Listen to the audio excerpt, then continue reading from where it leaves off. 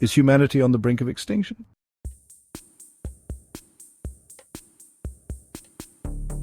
What the global demographic decline tells us, every 2 years, 1 million Japanese vanish.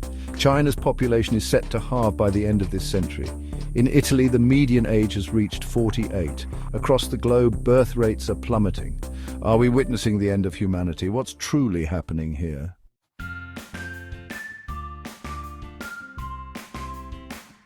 For thousands of years, human population growth was a slow crawl, hampered by disease, famine, and war. Then came the Industrial Revolution, flipping the growth switch. In 1999, we were 6 billion strong, and by 2023 we hit 8 billion. Yet beneath this apparent boom lies a startling trend. People have stopped having babies. To maintain a stable population, each couple needs to have an average of 2 children. Fewer than that, and the population declines. If the rate falls too low, the decline becomes dramatic. Take South Korea, for instance. With a fertility rate of 0.8 children per woman, its youth population could shrink by 94% in 100 years. But what does this mean for the world at large? Countries like China are experiencing irreversible demographic shifts. By 2050, its working-age population will shrink by 200 million, equivalent to the entire labor force of the United States. Meanwhile, Europe and Latin America face slower declines, cushioned slightly by immigration. Globally, Africa remains the last stronghold of high birth rates, but even there, growth is slowing rapidly. If this trend continues, the 21st century could end with a declining global population.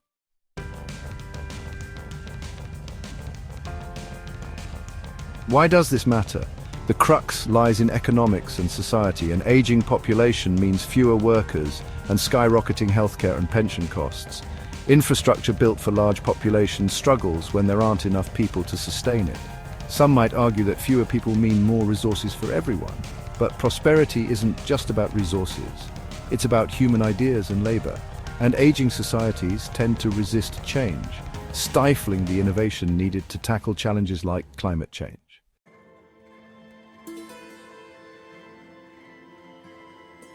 What's the solution? Immigration offers a short-term fix but won't suffice if global fertility rates keep falling. Creating conditions that encourage having children, such as access to childcare, financial incentives, and workplace support for parents, is crucial. Ultimately, humanity isn't going anywhere, but we're at a pivotal moment that demands swift adaptation. This demographic shift isn't the end. It's another challenge we must overcome, as we have countless times throughout history. Ever wondered how these changes will shape our future? Stick around for surprising solutions and insights into building a sustainable world in the face of decline.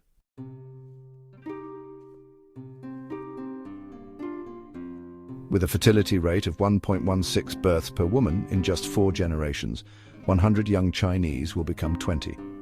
China's fertility rates are now among the lowest in East Asia, even below Japan's. By contrast, Europe's depopulation is much slower. Despite low fertility rates, steady immigration has helped buffer the decline. However, many immigrants come from regions also experiencing falling fertility. Immigrant women having many children isn't enough to offset these trends, as their fertility rates often align with native populations within 2 or 3 generations. In Eastern Europe, the decline is even steeper, as many young people emigrate to stronger economies like Germany, where the average age is now one of the highest in the world at 46. Latin America fell below replacement levels in 2015. In the United States, immigration is the only factor significantly sustaining population growth. There are still places where fertility rates remain above replacement. Much of the Middle East, North Africa, and Sub-Saharan Africa continue to have high birth rates, sparking concerns reminiscent of overpopulation fears in Asia during the 1950s. But those fears proved unfounded. Recently, the United Nations drastically lowered its population forecasts for Africa. Nigeria's projections for 2100 dropped from 733 million to 546 million. Similar trends are emerging across the continent. As Africa develops, fertility rates are falling much faster than anticipated. It's increasingly likely that East Asia's story will repeat itself. By the end of the century, most of Africa could also be below replacement levels. So, declining birth rates and aging populations have become a global trend. Why is this such a big deal?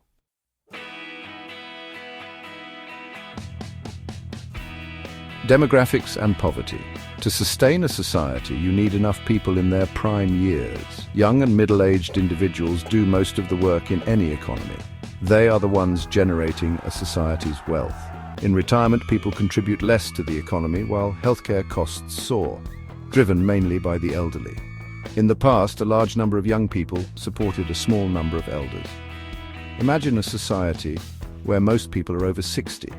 The financial burden on the young will be immense, even unsustainable for the wealthiest nations. In the best-case scenario, people will need to work much longer, healthcare costs will spike, and poverty will rise as states struggle to manage soaring expenses. Technology might soften the blow, but won't entirely offset the issue. This is already evident. In China, 11 out of 31 provinces are running pension fund deficits. They aged before becoming rich, and now recovery seems out of reach. China's working-age population is predicted to drop by 20%, or 200 million people, by 2050, equal to the entire United States labor force today. Infrastructure collapse is a nearly universal constant of population decline. Infrastructure operates on scale and doesn't become cheaper to maintain with fewer users. When populations shrink, whether due to urbanization or loss of industries and jobs, the resources needed to sustain infrastructure disappear too. This is evident in many depopulated towns in eastern Germany, which experienced a sharp population drop after reunification. Or take Japan, where you can travel through the countryside and find dying villages. While humanity won't go extinct, the road ahead will require us to rethink how we work, live and sustain our societies, and maybe, just maybe, appreciate crying babies a little more. After all, they're the future. Shouldn't life be cheaper and better with fewer people and more resources available to everyone? Well, no. Population decline does not lead to prosperity. It is people's ideas and labor that create our prosperity, not the mere availability of resources. Another danger for aging societies is that elected governments might decide to primarily represent the interests and fears of their older populations, potentially leading to short-term thinking and a preference for preserving wealth instead of fostering innovation.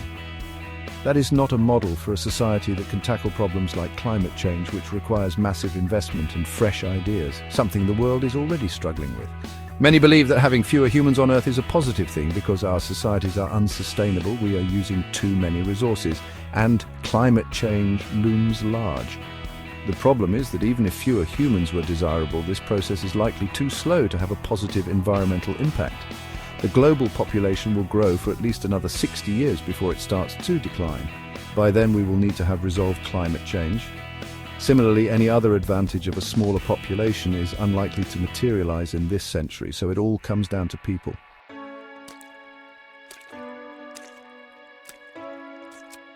The easiest solution seems to be immigration, but immigrant fertility rates adjust to local levels within 3 generations. This means you need a constant flow of new migrants, which isn't sustainable long-term, as birth rates are dropping everywhere. The only way to maintain this dynamic would be to keep countries poor so young, motivated individuals migrate to developed nations for better opportunities. A rather immoral aspiration. By the end of the century, Africa will have the largest number of young people globally, and African immigrants might become the most sought after on the planet, with aging nations fiercely competing for anyone willing to move.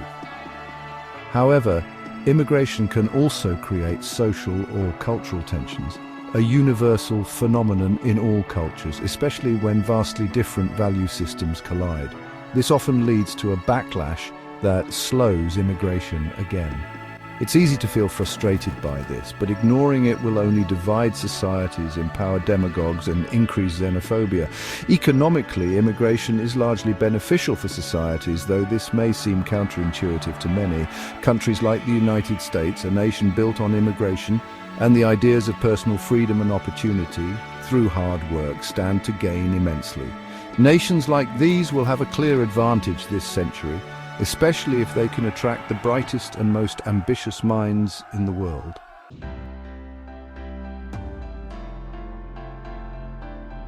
Conclusion and our take. This issue is vast and affects societies as diverse as humanity itself, so please take this conclusion with a large dose of skepticism. One way to view declining birth rates is as a side effect of the world being less terrible than it used to be.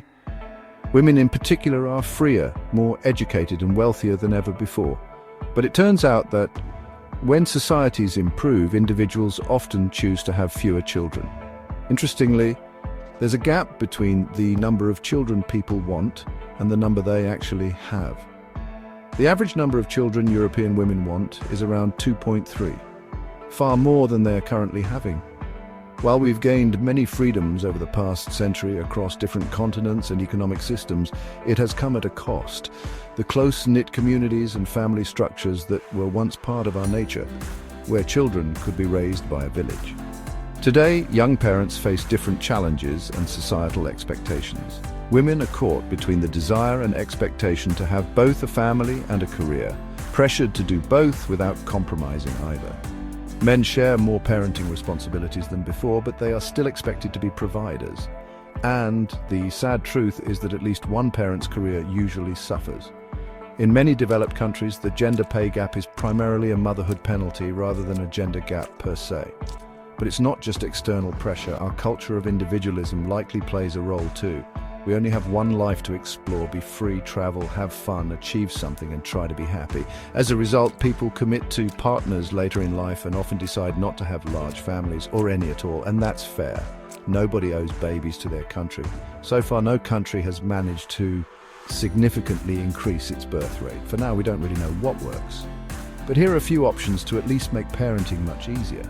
Free and abundant access to childcare. Financial benefits for parents, more and cheaper housing, making parenthood no longer a career obstacle, and fostering a culture that is more family positive. These are things we can all work on. The next time you're sitting next to a crying baby, don't be a jerk about it. Raising kids is hard. In the end, humanity won't go extinct because we're having fewer babies. The age and composition of our societies are changing rapidly, and we need to address this sooner rather than later. But of all the incredibly difficult challenges we've faced before, why would this be the one we can't solve?